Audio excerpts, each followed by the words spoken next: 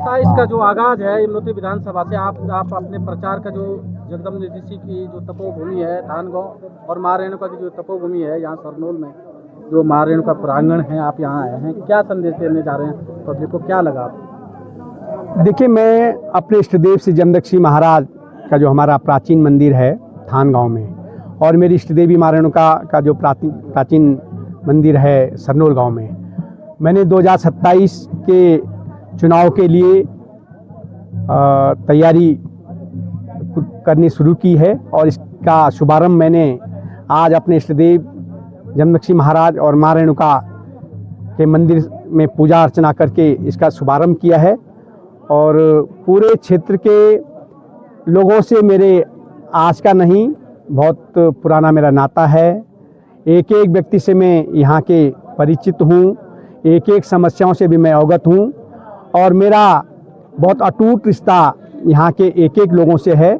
और जो उत्साह हमेशा वैसे मेरे प्रति यहाँ के लोगों को रहा है, और इस बार जो उत्साह आप लोगों ने भी देखा है, तो निश्चित रूप से हम यमुनोत्री विधानसभा में भारतीय जनता पार्टी को जिता करके भारतीय जनता पार्टी का यहाँ से विधायक बनाएंगे, ये तय है। और भारतीय जनता पार्टी, क्योंकि मैं भारतीय जनता पार्टी के सेवा कई वर्षों से लगातार 25 वर्ष करीब लगातार पार्टी में निष्ठावान ढंग से काम कर रहा हूं, तो निश्चित रूप से पार्टी का निर्णय भी होगा और यहाँ की जनता का निर्णय होगा कि 2027 में हमको सेवा का मौका मिलेगा।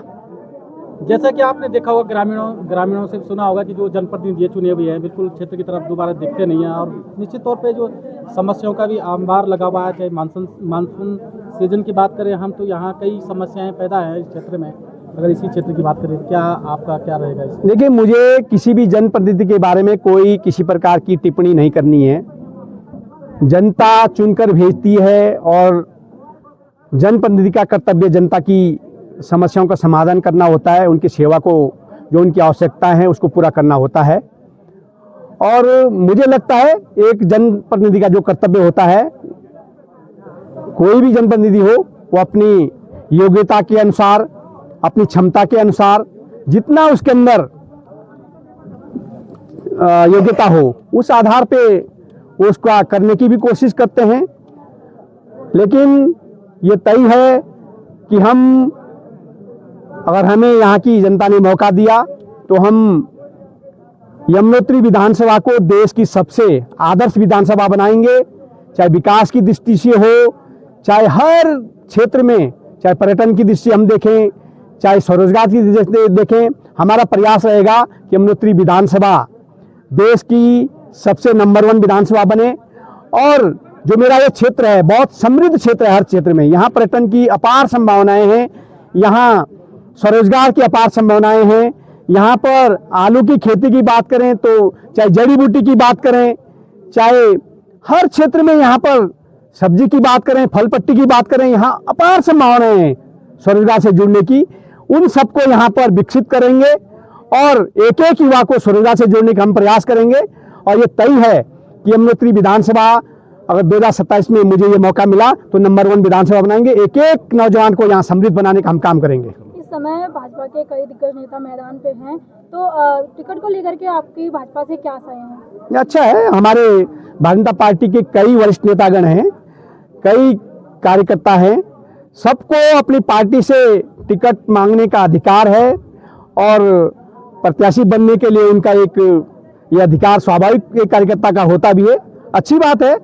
लेकिन मैं भी भारतीय जनता पार्टी का एक कार्यकर्ता हूं, 25 सालों से निष्ठावान ढंग से काम भी कर रहा हूं, और जिस प्रकार से पार्टी नेतृत्व ने मेरे पर लगातार मेरे पे विश्वास कर रहे हैं, जो जिम्मेदारियां मुझे लगातार सौंपी है, तीसरी बार मुझे मीडिया की प्रभारी के रूप में जिम्मेदारी दी है।